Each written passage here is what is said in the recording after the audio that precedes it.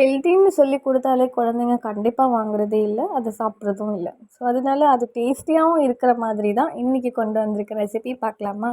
First பாதாம் பார்த்தீங்கன்னா, கொஞ்ச நேரம் ஊற வச்சுருங்க. ஒரு 10 போல பாதாம் வந்து தோல் சீவி ஒரு மிக்ஸர் ஜாருக்கு ட்ரான்ஸ்ஃபர் பண்ணி, ஒரு கைப்பிடி அளவுக்கு வால்நட்டும் இது கூட சேர்த்துருக்கேன். இதில கொஞ்சமா பால் சேர்த்து இந்த அளவுக்கு அரைச்சு எடுத்துக்கோங்க. அரைக்கும்போது உங்களுக்கு எந்த அளவுக்கு பால் தேவைப்படுதோ, அந்த அளவுக்கு அரைச்சு எடுத்துக்கலாம்.